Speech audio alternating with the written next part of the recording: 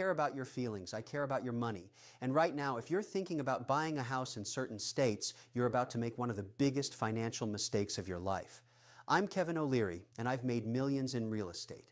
I've lost millions in real estate. And the difference between winning and losing comes down to one thing: data. Cold, hard, ugly data. And the data I'm looking at right now is screaming at me. It's telling me that there are 5 states in this country where you should not, under any circumstances, park your hard-earned capital in residential real estate. Not in the next year, not if someone puts a gun to your head. Now, before I tell you which states are on my kill list, I need you to do something for me. If you care about protecting your wealth, if you care about making smart decisions with your money, you need to hit that subscribe button right now. Smash it. This channel is about financial survival. It's about making sure you don't get slaughtered in the marketplace while everyone else is telling you everything is fine. We deal in truth here, not hopium. So subscribe, become a member, join this community. Because what I'm about to tell you, most financial advisors won't have the guts to say. Let's get one thing straight. A house is not an investment. I know your parents told you it was. Your real estate agent is telling you it is. But I'm telling you the truth. A house is a place you live. It's a consumption item. It eats your money every single month. Property taxes, insurance, maintenance, the roof, the furnace, the foundation. It's a cash-eating monster. Now, can real estate be a good investment? Absolutely. I own real estate all over the world, but only if you buy in the right place, at the right time, with the right fundamentals. And right now, in these 5 states, the fundamentals are broken. They're not just broken, they're catastrophically bad. Here's what most people don't understand. When you buy a house, you're not just buying 4 walls and a roof. You're buying into an economic ecosystem. You're buying into a tax structure. You're buying into a regulatory environment. You're buying into a labor market. And most importantly, you're buying into a migration pattern. Where are people moving to? Where are businesses relocating? Where is capital flowing? These are the questions that determine whether your house goes up in value or becomes a financial anchor around your neck. I've been doing this for 40 years. I've seen boom and bust cycles that would make your head spin. I've seen people buy at the top thinking they were geniuses, only to watch their net worth evaporate. And I've seen smart investors wait, stay patient, and buy when everyone else was panicking. The difference between these two groups isn't luck. It's discipline. It's the ability to look at the numbers and ignore the noise. So why am I sounding the alarm right now? Because I'm seeing something that terrifies me. I'm seeing a massive divergence in this country. I'm seeing states that are becoming economic powerhouses, and I'm seeing other states that are becoming economic graveyards. And the gap is widening every single day. The states that are winning big. Low taxes, business-friendly regulations, people flooding in, capital pouring in, job creation exploding. And the states that are losing, they're losing catastrophically. High taxes, businesses fleeing, population decline, crumbling infrastructure, and real estate markets that are about to get absolutely demolished. Now I know what you're thinking. Kevin, you're being dramatic. It can't be that bad. Oh, but it is, and I'm going to prove it to you with numbers. Not emotions, not politics, not what you want to believe, just numbers, because numbers don't lie. People lie. Politicians lie. Real estate agents lie. But numbers, they tell you the truth. Here's the thing about real estate markets. They move slowly until they don't. For years, you can have a market that looks stable.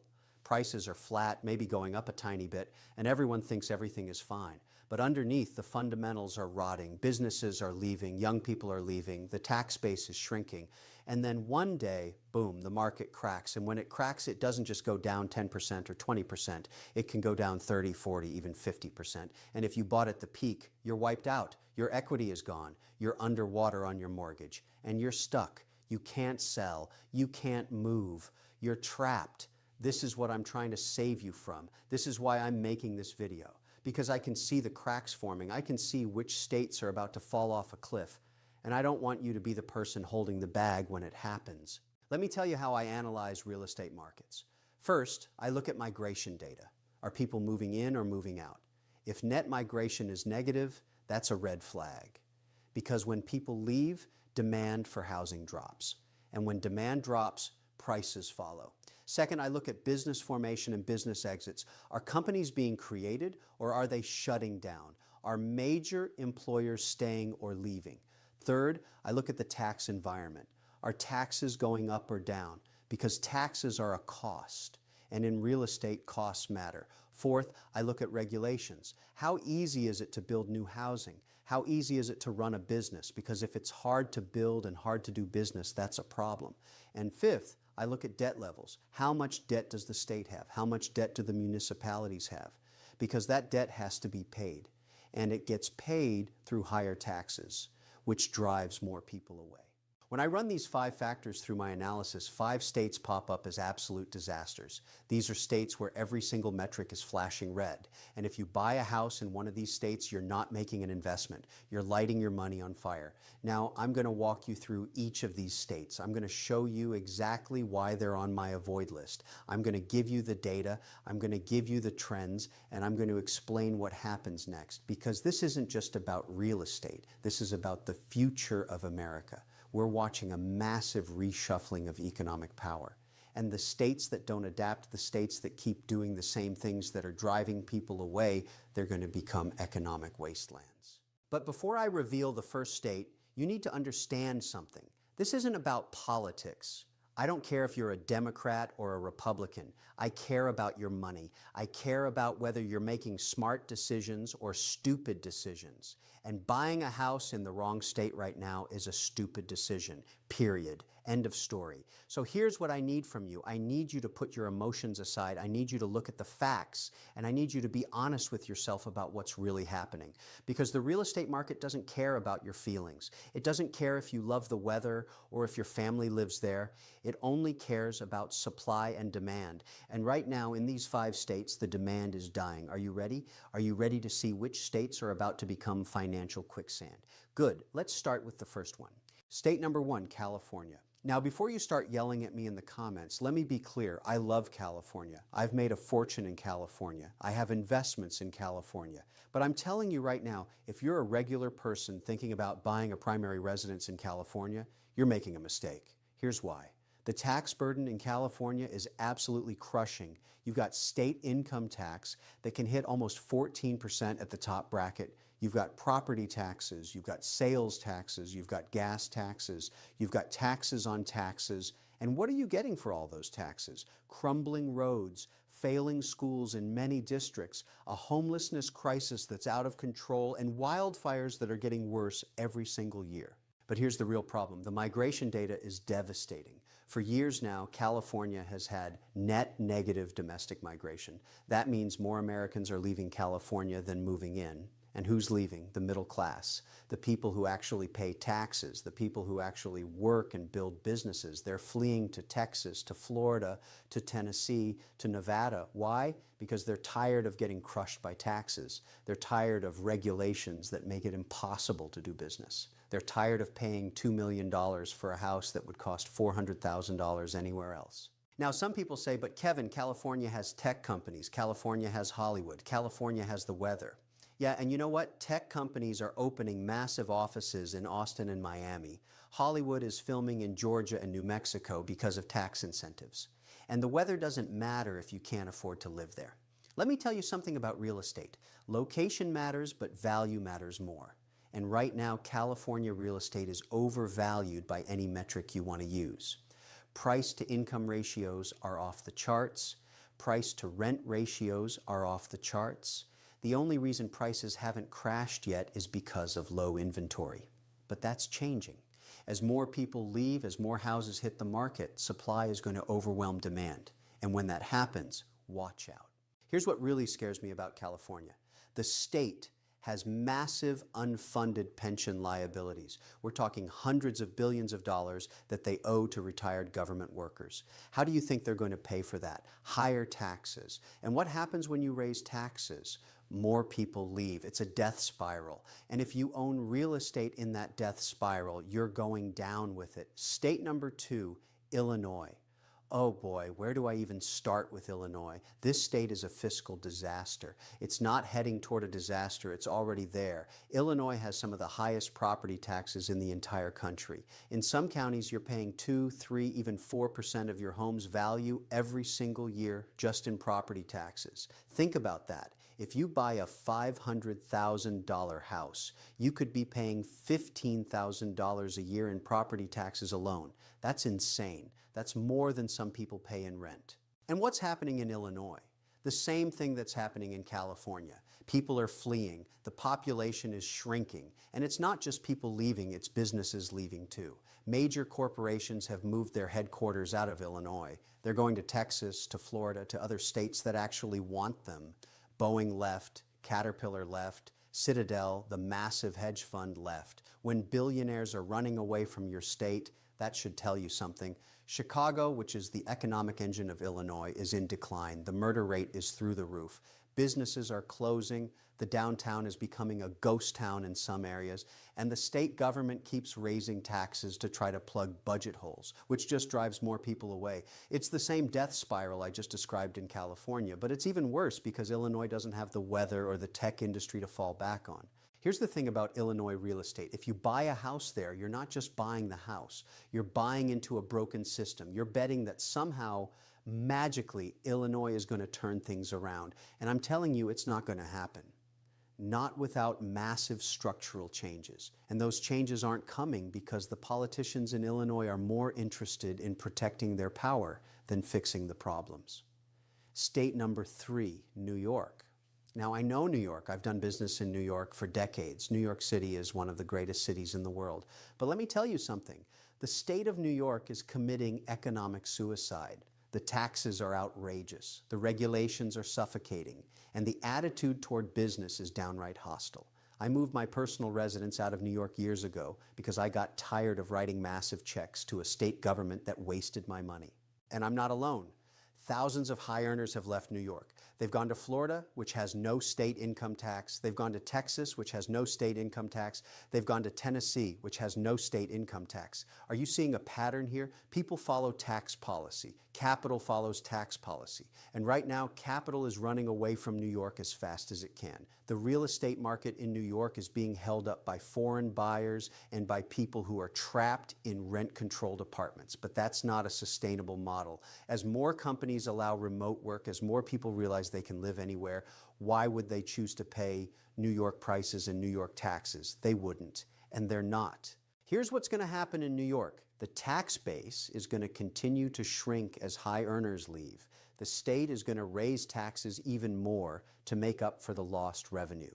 That's going to push even more people out. And eventually, you're going to see real estate prices start to crack.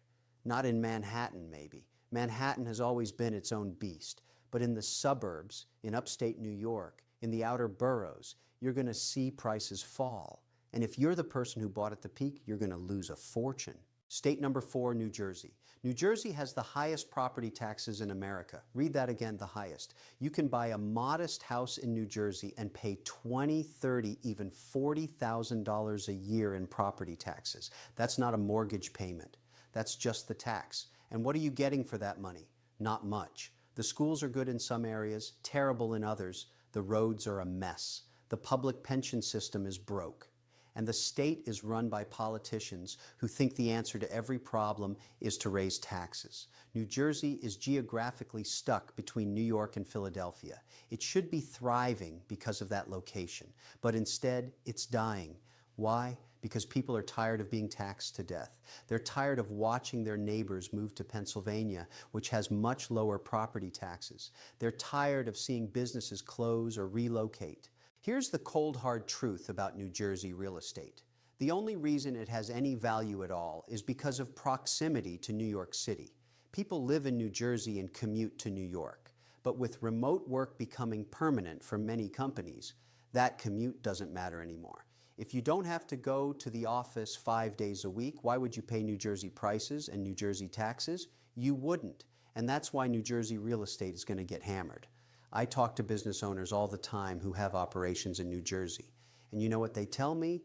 They're planning their exit. They're moving to the south. They're moving to the southwest. They're going anywhere but New Jersey. And when the businesses leave, the jobs leave. And when the jobs leave, the housing market collapses. State number 5, Connecticut. Connecticut is a perfect example of what happens when a state makes terrible policy decisions for decades. It used to be a wealthy state. It had insurance companies, financial services, manufacturing, but over time, the state government kept raising taxes. They kept adding regulations. They kept making it harder and harder to do business, and guess what happened? The businesses left. General Electric left. Aetna left. Countless hedge funds and financial firms moved to Florida. Connecticut has some of the most expensive real estate in the country, especially in Fairfield County. But here's the problem. That real estate is expensive because it used to be where wealthy New Yorkers lived to escape New York City taxes. But now, with remote work, you don't need to live near New York. You can live in Florida and pay zero state income tax. You can live in Texas and pay zero state income tax. So why would you stay in Connecticut and pay high property taxes, high state income taxes, and deal with winters that last 6 months? The answer is you wouldn't, and people aren't. Connecticut's population has been flat to declining for years. The young people leave as soon as they graduate college because there are no jobs. The wealthy retirees leave because they don't want to pay the taxes. And what's left is a shrinking tax base trying to support a massive state government and unfunded pension obligations. Here's what terrifies me about Connecticut real estate. The prices are still high in many areas because the inventory is low. People who own these houses don't want to sell at a loss, so they're holding on. But that can't last forever. Eventually, those homeowners are going to realize that nobody wants to buy their overpriced house in a dying state. And when they all try to sell at the same time, the market's going to collapse. Now, let me be clear about something. I'm not saying these states are going to disappear. I'm not saying everyone should pack up and leave tomorrow.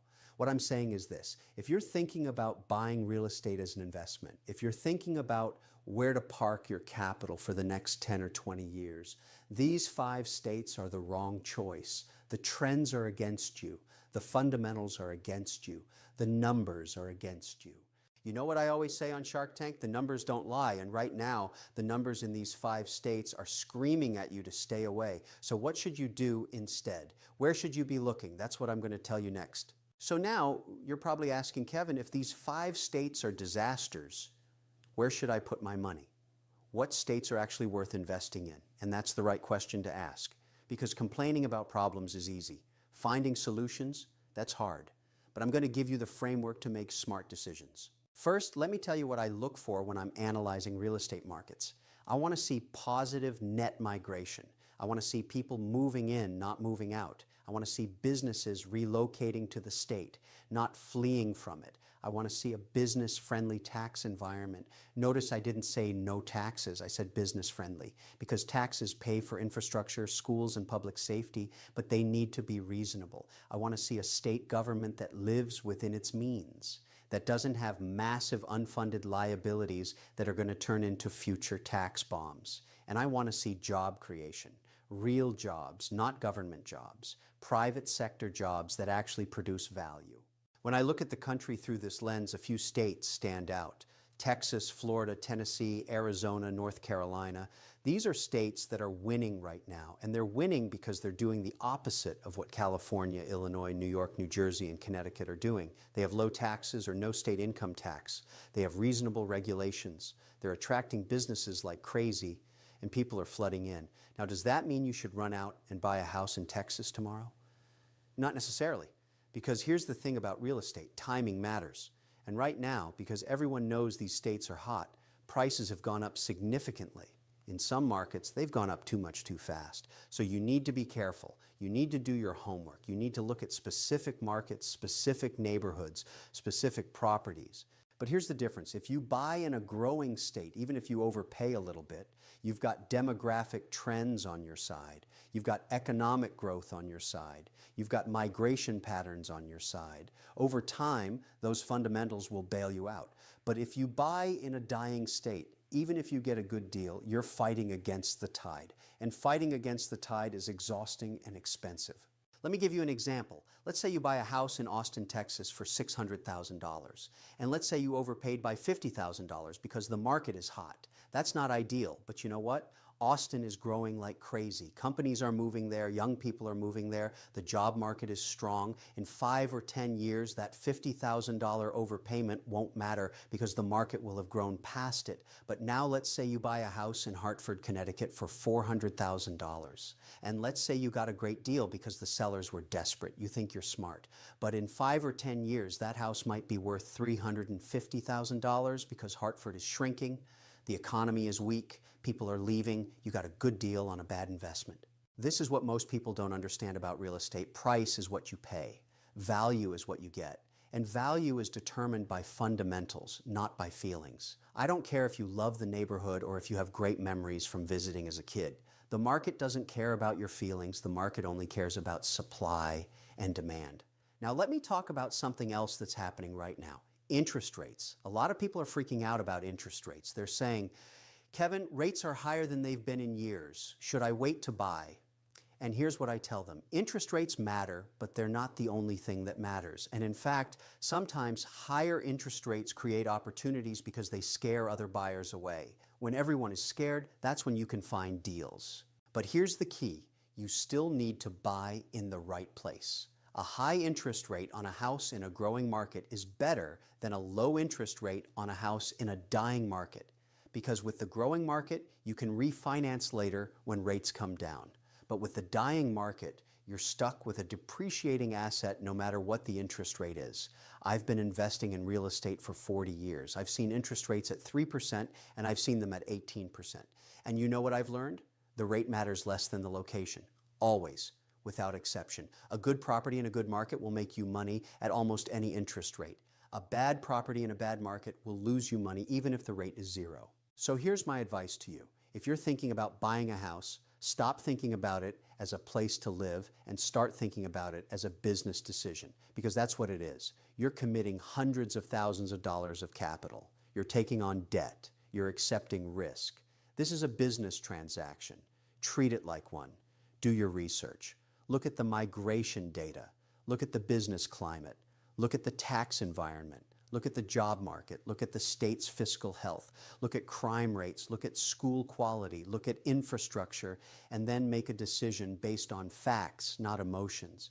Because I promise you, the market will punish emotional decisions every single time. Now, I know some of you are thinking, but Kevin, I already own a house in one of those 5 states. What should I do?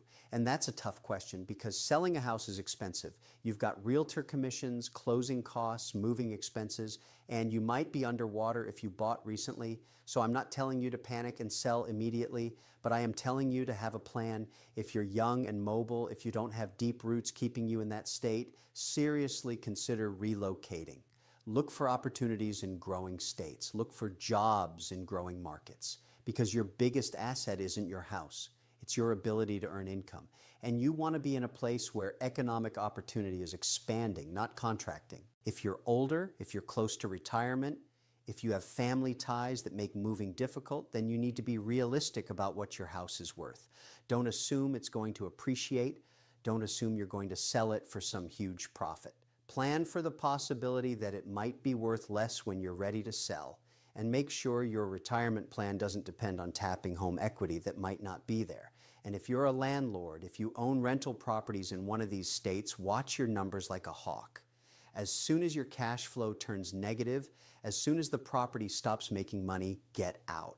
Don't hold on hoping things will turn around, because in a declining market, hope is not a strategy. Hope is how you lose your shirt. Here's what I want you to understand. The American economy is going through a massive transformation. We're seeing a shift of economic power from the old guard states to the new emerging states. This isn't temporary. This isn't a blip.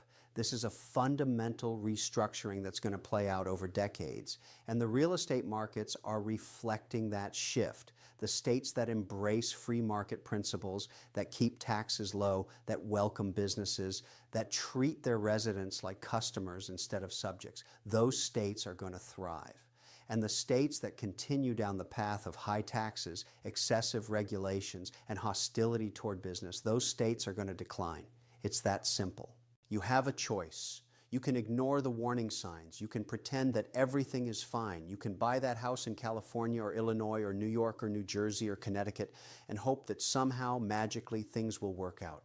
Or you can look at the data, you can accept reality, and you can make a smart decision that protects your wealth and sets you up for success. I've been very successful in my life, and you know why? It's not because I'm smarter than everyone else. It's because I'm willing to look at uncomfortable truths. I'm willing to change my mind when the facts change. I'm willing to go against the crowd when the crowd is wrong. And right now, the crowd is wrong about real estate in these 5 states. Now, I need you to do something for me.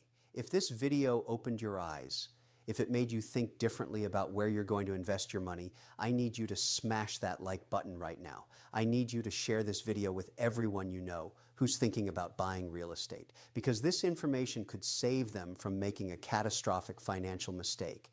And I need you to subscribe to this channel and become a member. This is where we tell the truth about money. This is where we don't sugarcoat things. This is where we give you the information you need to make smart decisions. You know what separates successful people from unsuccessful people? Successful people take action. They don't just consume information, they use it. So here's what I want you to do. Take out a piece of paper right now. Write down where you're thinking about buying real estate. Write down the 5 factors I told you about: migration, business climate, taxes, regulations, and fiscal health. Then go research those factors for your target market. Spend a few hours, look at the data. Be honest with yourself about what you find. And if the data tells you that you're about to make a mistake, have the courage to change course. Don't let your ego get in the way. Don't let sunk costs trap you. Don't let other people's expectations control your decisions. This is your money. This is your future. This is your family's security. Protect it. I'm going to leave you with this final thought. The real estate market is unforgiving.